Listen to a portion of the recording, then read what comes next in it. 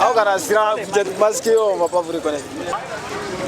OK Liba bon anana bi kana Sidiki ka kadi mo kana minika depuis Sidiki minana fo bi vraiment attendone mais akanu de ben sukuna aminana do mi yɛrɛ ma kolokolo kasike nyala deli suku bɛkɛ mais ala de ta tiɲɛ mais dengeni na ala ko kibe tɛmɛ sira min fɛ i bɛ tɛmɛ o de fɛ yara bi a ka sɛgɛn dan diɲɛlatigɛ kɔnɔ ala k'a kɛ nin ala k'a kɔ k'a ma hɛrɛ min b'a fɛ o min t'a fɛ o yara bi ala k'a du bɛɛ bɛɛ tɛ se ka kɛ mɔgɔ fɛ o mais yara bi ala k'a tanga su ala k'a tanga tile ne muso ɲɔgɔn dɔ de den don bon malien de don a bɛ ka mali bɛɛ kunna wolo kɔfɛ an malien ɲɔgɔn de don bon malien an yɛrɛ dama an ka kɛ ɲɔgɔn fɛ foyi t'o bɔ waliden de don Sidiki mana kasi an bɛɛ ka kasi n'a yɛlɛla an ka yɛlɛ a bɔli ko kuma bi an y'a mɛn ne bɛ fɛn fɛn la bi ne a bɛɛ bila yara bi ala ka nin k'a ka diɲɛlatigɛ sɛgɛn dan ye ala kana tɔɔrɔ foyi las'a ma a bɛ parfum san ne bolo an bɛ kulonkɛ kɛ i bɛ muso de ye ne a bɛ kulonkɛ kɛ ne fɛ a ka kuma deli ka se ne ma kɔni ala k'u bɛɛ ɲuman bɔ ala k'u bɛɛ kisi ni ɲɔgɔn ma u fɛn fɛn bɛ kasobon na ala k'u bɛɛ ɲuman bɔ hɛrɛ ni baden na k'a cɛ janya ni ɲɔgɔnna wɛrɛ ma se o y'an ka foli ye. Voilà. Avec fond de ma allemand champion, Malika champion bain. Bon, les Toroni Damo Abdoulaye Sissoko champion d'Afrique bras de fer poids lourd. Oui. Koro. An bɔra kalama bi ko Sidiki bɛna bila. Donc, e yɛrɛ y'i déplacé ka na. Sensation jumɛn b'i la Sidiki ka libération na?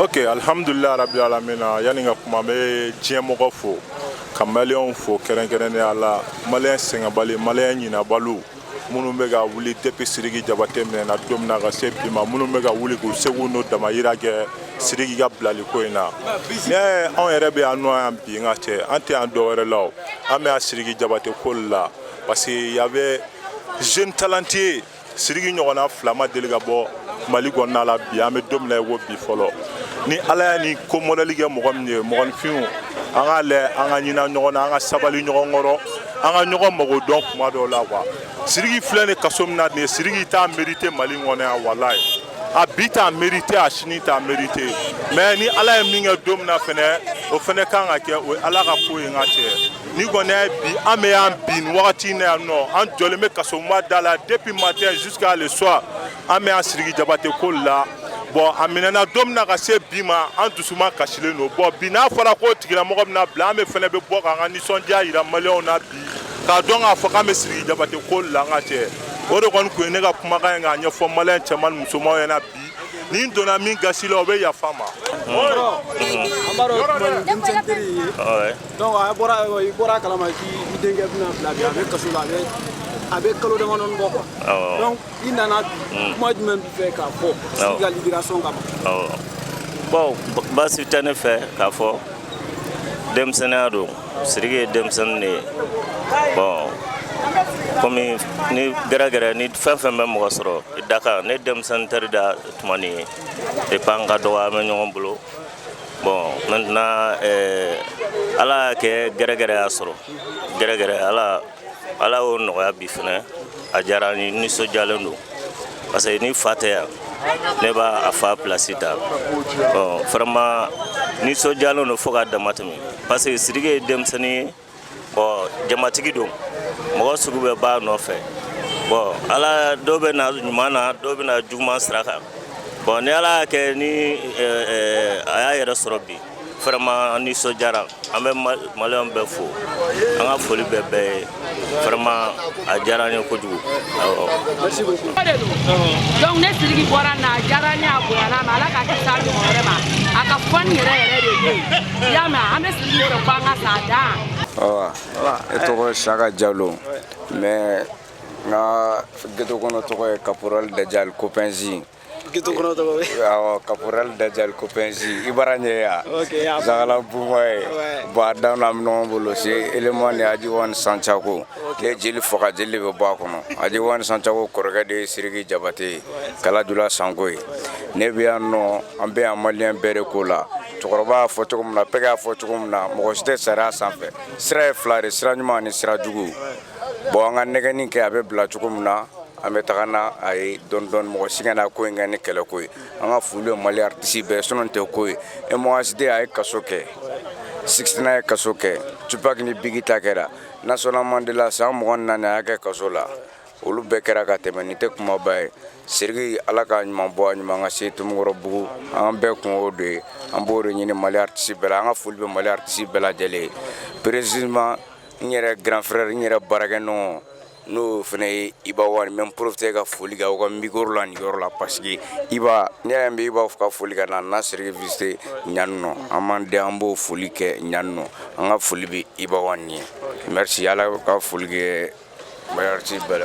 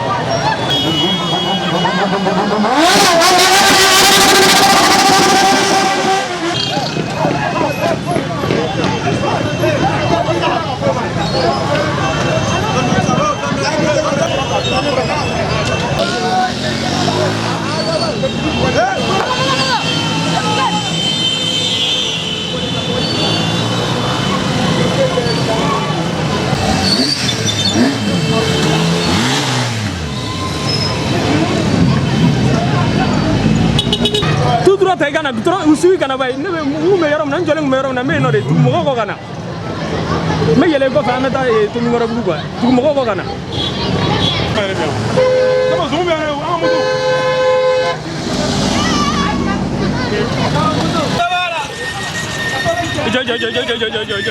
Jɔ. Segin dɔɔni. Sidiki.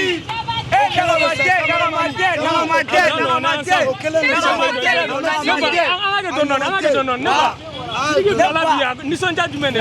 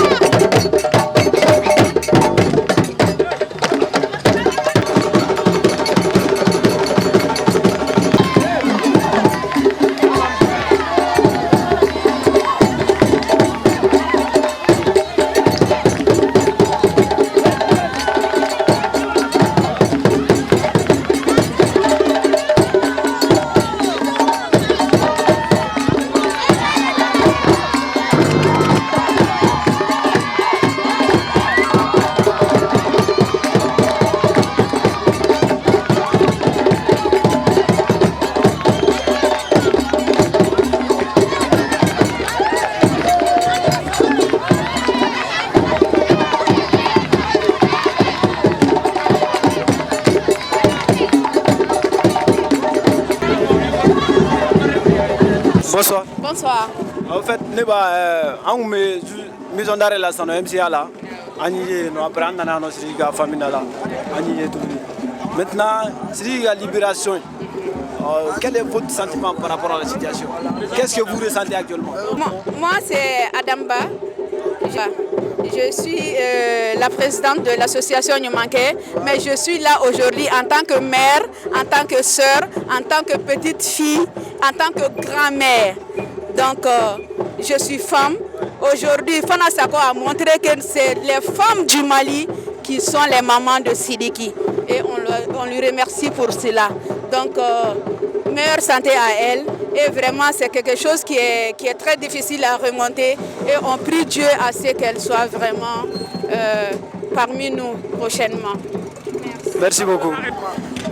Alhamdulillah, Arabil Alamina, mais Allah de Fodoro, Kaselika Chibaka, Ka Dantanfe Nyuma Befo, Ka Denfo ni Demba Befo, Moro Shira du Sukashila Nikoina, Ante ina Baraka Donko, Ante ina Demsonunko, Eranyabula, Ante ina Mashide ko Fenfe son Jara Nicola, Hakilitiki son Jara Nicola, Ambo Bedefo, Ni son Jamban Kambi à Teseka Foka. Tu vois? Donc, les enfants qui étaient devant la MCA, on a tout fait pour leur chasser. Ils ont dit que non, Koluteta, parce que on leur a parlé de Corona, ils disent que non, c'est quoi? C'est beurre de karité. Cela veut dire que Femimolu Kano du Sukashi, Okajuguni Corona et Noé Sidiki Kasoladoué. Donc Sidiki est un enfant du Mali, Sidiki est un enfant du monde, Sidiki est pour tout le monde. Bon, Nia y est en tombédia. Parce que Dieu, Allah est Adam Adeni Hakili dedans. Kani baga on bonyogona quoi. Donc, Fenobe na fora, jatemine de ya furai. Parce que dépendamment na Diena, bima janfa bla Diena, bima galon bla Diena. Ne kuma fora Adam Adema jatemine. Adam Aden chite se ka jogi kabo deuxième étage là, était super manié, était manaé, et ma se makari, et bolo makari. Quand on parle, si c'était ta fille. Quand on parle, si c'était sa soeur. Non, c'est une femme qui a mis tout un chacun sur terre. Donc, anga sabali Mali on kaku yere fait. Sidiki est Mali ira diena, comme Mali ferré, quand na folo do Mali kono. Sidiki est diebe bonya. Tu peux mentir sur lui, mais en âme et en conscience, Sidiki est un enfant béni. Donc, depuis 4h30 du matin, nous sommes sur pied. Et nous ne regrettons pas. Ambéa aujourd'hui, c'est pour remercier le bon Dieu et c'est pour remercier la justice malienne. Parce que oui, mi kebi, oui c'est qu'à faux là. Ou koku hakili yaye, tient là, fin chamambe, ou be Sidiki bla, ka jugement donc kono. Moko te se ka flika bo deuxième étage là qui ka bolo. Et puis nous sommes dans un état de droit.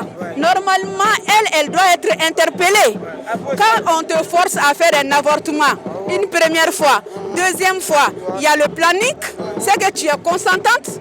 Toi, tu dois être arrêté, ton médecin doit être arrêté. Mais pourquoi les gens mettent des choses sur les réseaux sociaux et nous traitons des Maliens comme autre chose pour ne pas prononcer le mot? Donc franchement, nous avons souffert et ça nous a fait très mal. Moi-même, j'ai dépéri, c'est à cause de cela. Donc on vous remercie infiniment. Je crois que c'est MaliKunafoni. On vous remercie, on vous a vu sur le terrain depuis devant la MCA.